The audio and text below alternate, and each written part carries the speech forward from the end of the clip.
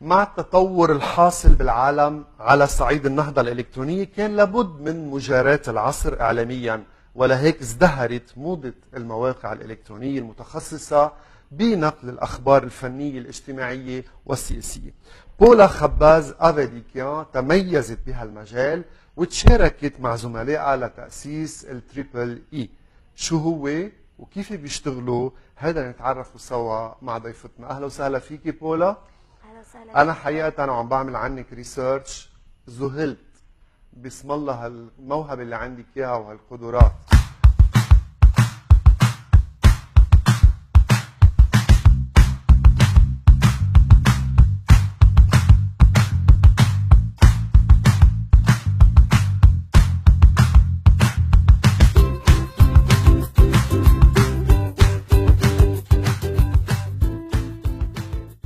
ما في حدا برات المجال. بس من أهل المجال، بس بتنوع اختصاصات، يعني مش 100%. كل يعني في يعني جون ماري مثلا هو كمان اي تي. حلو. في معنا فريدي تنوس كمان تنوري بيدرس تمثيل واخراج وبالدومين كمان عم يشتغل هلا في ايفنت صغير عم يحضره بزحله. طيب ليش تريبل اي؟ ليش سميتيها هي تريبل يعني ثلاثة؟ هي فكرة وإي يعني حرف الأو بالفرنسي. صح.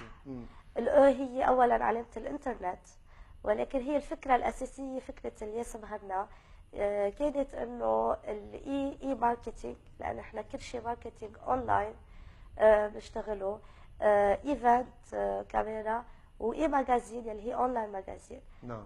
فمن هون إجوا الثلاثة إي، وبعد في كذا إي عم تتحضر، عم يفوت المسلسلات بعالم الإذاعية الكتابة 100%. وحتى عم يفوت في مجالات الكتابة، بس فضل ما فوت فيها هيدي كثير لأنه بعدها قيد التحضير. صحيح. المطربين كمان هن جزء فني ما بنهمله. بينزل ألبوم، بينزل غنية جديدة، سينجل، كله بتغطوها، بتحكوا عنها. بتحكوا عنها بس كإعلان ولا كمان بتنتقدوا إذا في شيء لا، مش نحن عاجبكم شغلتنا كرأي؟ نعطي نقد مش ننتقد. نعم. يعني أنا مش بس بحكي حيلا إنه هي ما عجبتني، شغلتنا نعطي نقد. في متخصصين بالنقد الفني دارسين موسيقى بيفهموا فيها؟ في عندنا ناس متخصصين نعم. بالموسيقى بيكونوا برجع لقلنا وقت اللي بدنا نكتب نقد. وفي ناس كنت عم اقول لك كمان دارسين تمثيل، دارسين اخراج، في متابعه لكل شيء لانه ما بدنا نقصر بولا مجال.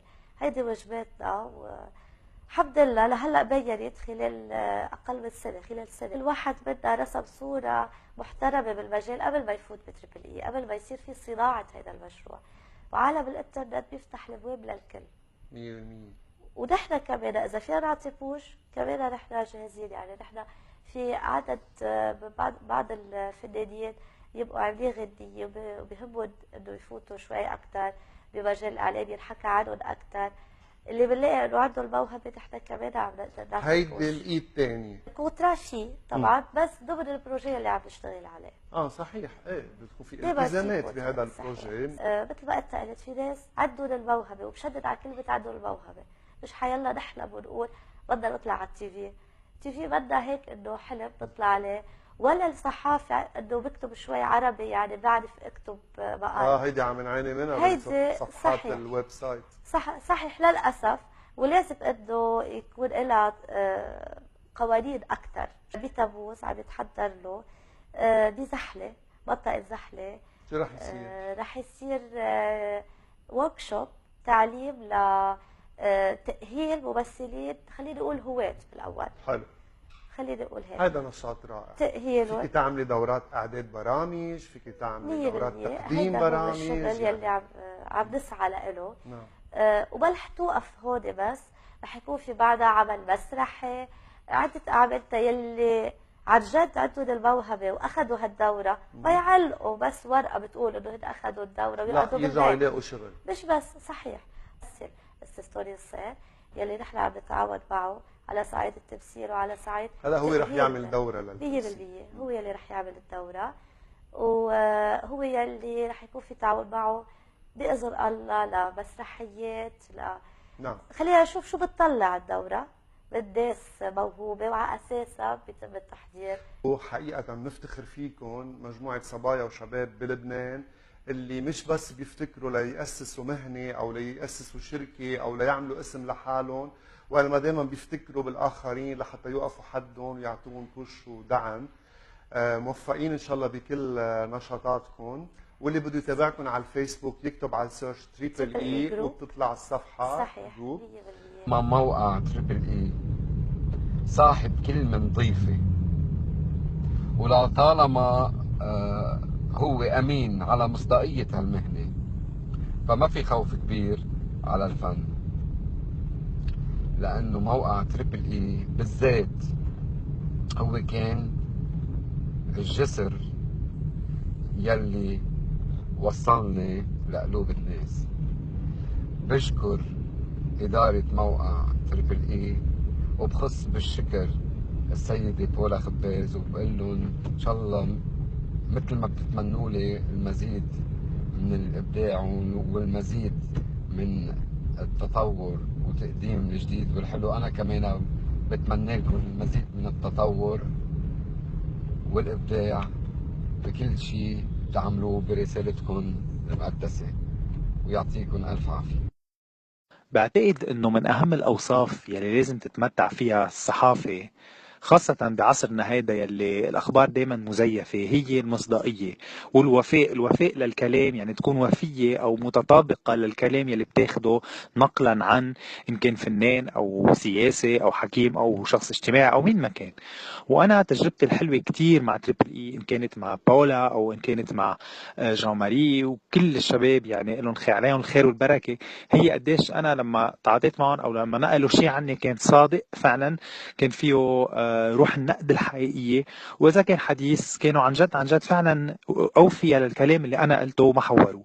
فانا يعني قد ما اكون متواضعة بس بحاول اعطي شهادتي المتواضعة بهالموضوع لتريبل اي، وبتمنى لهم كل التوفيق والمثابرة، لانه بهالايام ناقصنا هالقد صدق وناقصنا هالقد شفافية بالصحافة. يعطيكم الف عافية. برونو طبال. يعني نحن صرنا اليوم بعصر الصحافة الإلكترونية، وطبعا هيدا المجال واسع كتير، صار في كتير مواقع إلكترونية خاصة مواقع فنية بلبنان. تريبل اي قدر يتميز برأيي الشخصي ويحجز محل له لأنه مختلف بنوعية المقالات، مختلف بالتغطيات يلي بيعملها. وإذا بدي أختصر، موقع تريبل اي هو موقع رائد بدعم الدراما اللبنانية. هيدا الشيء أيضا بفضل الزميلة بولا خباز وفريق عملها النشيط جدا. بدي أتمنى لبولا ولتريبل اي النشاط الدايم يلي قدرت ألمسه أنا شخصيا على أرض الواقع، وإن شاء الله بالانتشار الواسع والأكبر يا رب.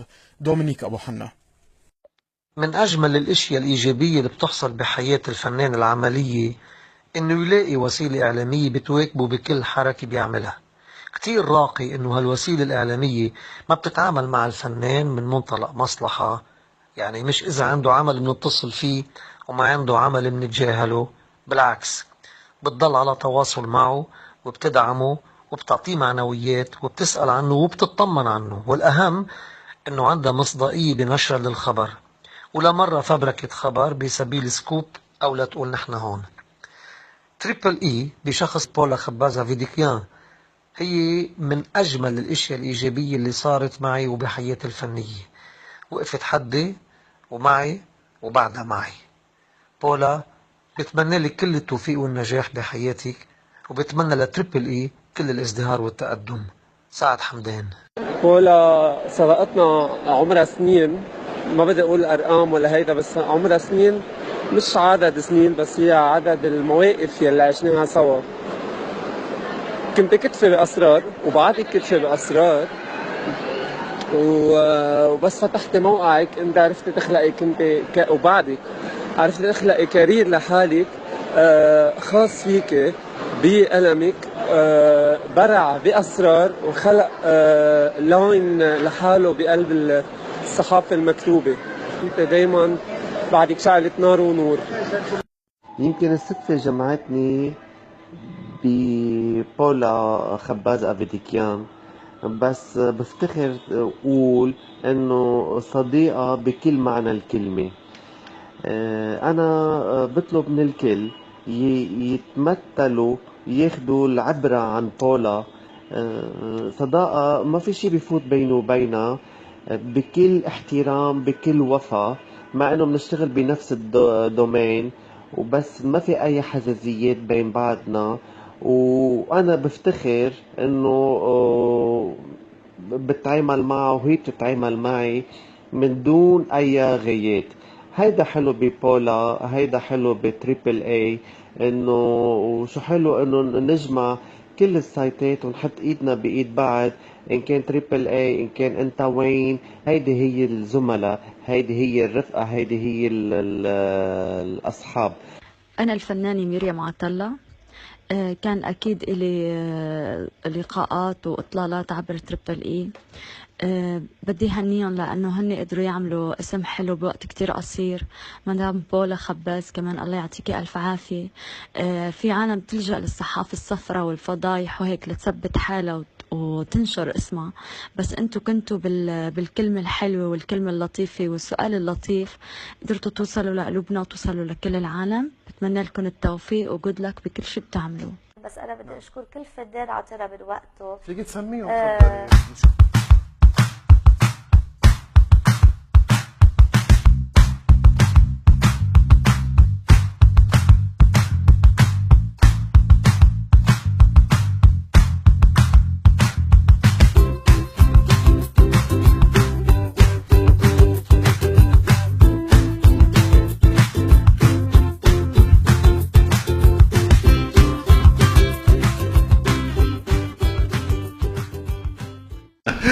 بعدين سألتني بولا سؤال كتير حبيته، ليش انت هون هلا؟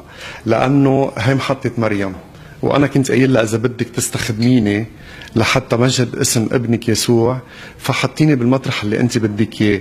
فبيتصلوا فيي من هون بيقولوا لي نحن بحاجه لحدا يقدم عنا برامج، وانا اصلا معد برامج بالام بي سي، صار لي 16 سنه لبرنامج كلامنا واعم وبرامج اخرى باخذهم ابار. صفحه كبيره اسمها المراه في المجتمع، كنت حامل هم المراه على كتافي اذا بدك، لحتى نحكي بتحصيل حقوقها والعنف ضد المراه والجنسيه لزوجها الاجنبي، ياخذ موعد تفوت على بيته للفنان، تفوت على خصوصياته، تشوفوا على طبيعته جوا، ترقبوه من اول احد برمضان رح يبلش ينعرض. هذا كان الفني. هلا على الموعد هو اكثر اجتماعي وانساني، وفي فنانين ومشكل مجله ماجازين اذا بدك. الله راد عم بيروح من راس الاسماء، بس صورت مع هيثم زيات، صورت امبارح مع ليليان نمري، عندي مع تمام بلاق، صورت مع رضا المصري، شخصية إنسانية بامتياز، بيعمل كتير أعمال خير. يعني مش بس كلهم فنانين، رح يكونوا في سياسيين، في فنانين، في وسام حنا هي أول حلقة رح تكون معه، حلقة كتير لذيذة بقول لهم ينطروها أول أحد من رمضان. مع إليسا عم بترنم، يعني لأن صوتها كتير حنون ودافي، وما في ألذ وأحلى وبركة أكبر من إنه فنان يعلن على الملأ إنه أنا هالموهبة اللي عندي إياها هي من الرب يسوع، من ربنا، مشان هيك لازم نقدم له شيء، وهي قدمت له هيدي. مشكورة هي وخيها كمان.